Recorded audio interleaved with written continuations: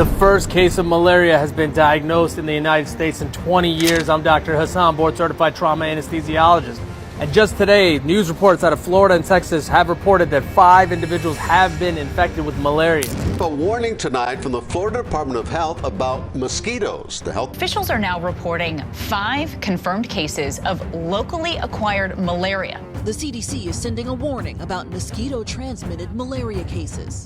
To a health alert and a spike in dengue in South Florida, the majority of cases of the mosquito-borne illness are in Miami-Dade. Is seeing its worst outbreak of the mosquito-spread virus, dengue fever. This is according to the University of Nebraska Medical Center.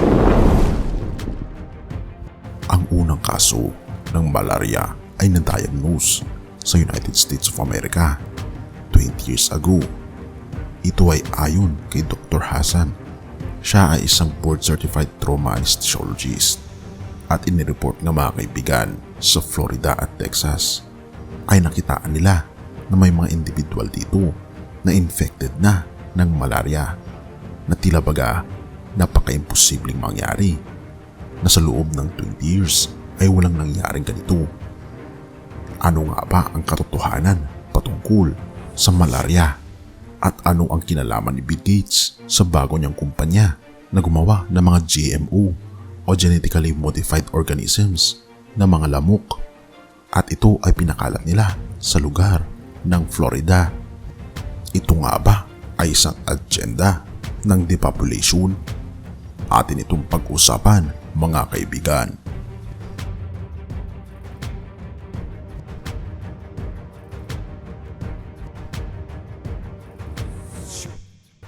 Kung ating mapapakinggan ang isang doktor na si Dr. Shika Jane. Siya ay isang board-certified physician at hematologist at oncologist. Ito ang kanyang sabi, atin siyang pakinggan. For panic, but I do think it's cause for concern. And I really think we need to look at the underlying reason why we haven't seen malaria in 20 years and we're seeing it now. And some of it can be attributed to climate change. We're seeing more warm weather for longer periods of time. We're seeing environments that might be more amenable for mosquitoes that are carrying malaria to live in these warmer climates.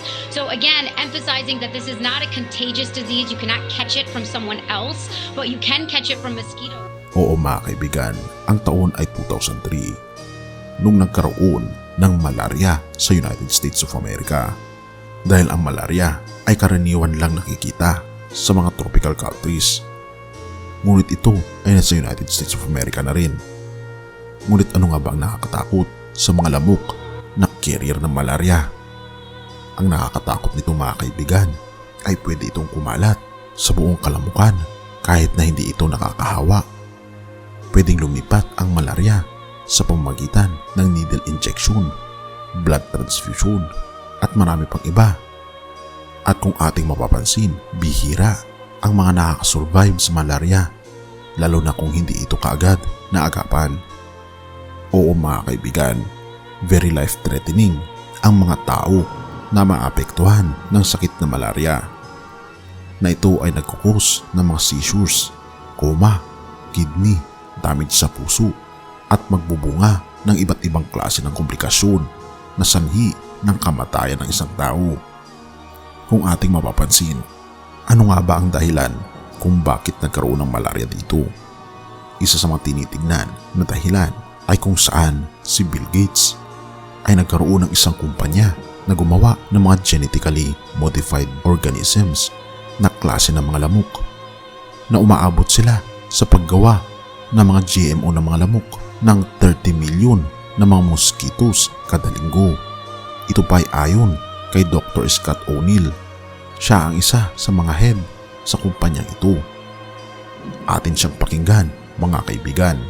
I'm Scott O'Neill here in Medellin, Colombia today, and I'm at the world's biggest mosquito factory for the World Mosquito Program. We're making in here 30 million mosquitoes a week. Come have a look. Kung ating mapapansin, hindi kaya nagkataon lamang na si Bill Gates, isang philanthropist at billionaire, ay nag-propose na gumawa ng mga GMO na mga lamok upang maiwasan ang pagpapalaganap ng mga lamok na infected daw ng dengue at malaria. Kaya daw nirelease nila ang napakaraming mga lamok sa lugar ng Florida. upang patayin ang mga lamok na infected daw ng dengue at malaria. Ito pa ang isang video ni Bill Gates na nagpropromote patungkol sa kanyang kumpanya na may kinalaman sa paggawa ng mga GMO na mga lamok. Atin itong panoorin mga kaibigan.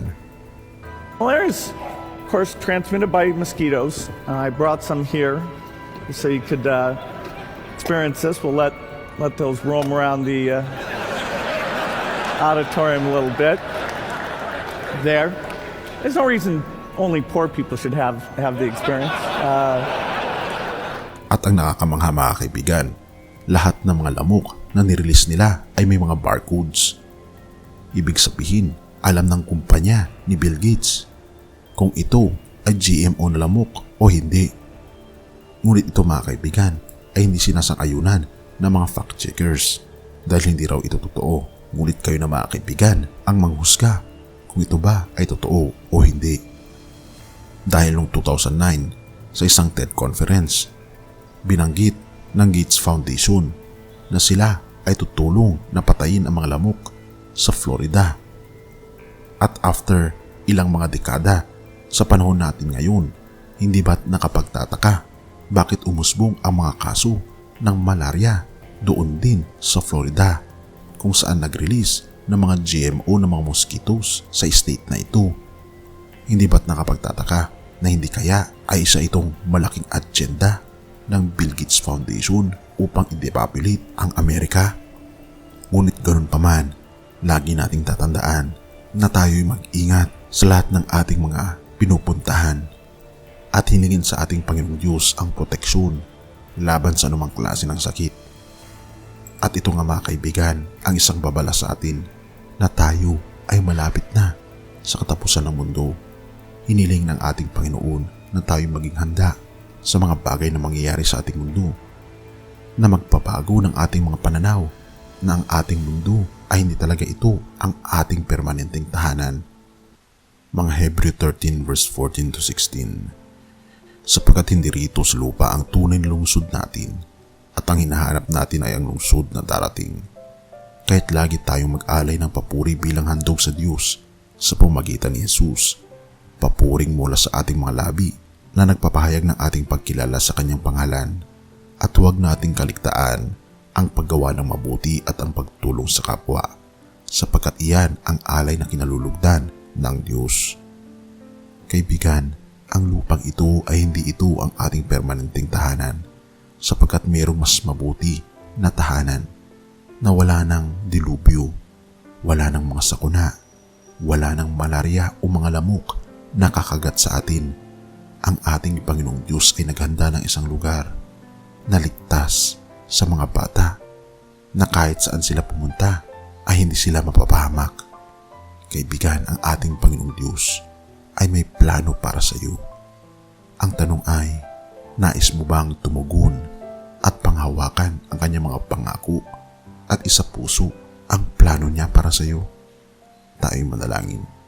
Ama naming banal, makapangyarihan naming Diyos, kami po'y lubos na nagpapasalamat sa inyo sa walang sawa po ninyong pag-aalaga sa amin. Salamat Panginoon dahil kayo po ang aming Panginoong Diyos, nakakaalam kung ano po ang mas mabuti sa amin. Amin pong itinatalaga ang aming buhay sa inyo Panginoon ngayon at panghawakan ang inyo pong pangako na hindi niyo po kami papabayaan. Tunay nga Panginoon na ang aming mundo ay hindi po ito ang aming permanenteng tahanan, sapagkat mayroon pong mas mabuting tahanan na inihanda po ninyo para sa amin. Gabayan kami Panginoon at tulungan na makamit ang kaligtasan sa pamagitan ng aming Panginoong Jesucristo at maramdaman po namin ang kaligayahan ng langit na bayan habang kami Panginoon ay nasa lupa pa lamang. Salamat Panginoon sa aming Panginoong Jesucristo na siya pong dahilan kung bakit kami nabubuhay ngayon at kung bakit kami mabubuhay sa hinaharap. Patawarin po kami sa lahat ng aming pagkukulang at pagkakasala, pagkat ito'y aming samot hiling sa matamis na pangalan ng aming Panginoong Jesus. Amen.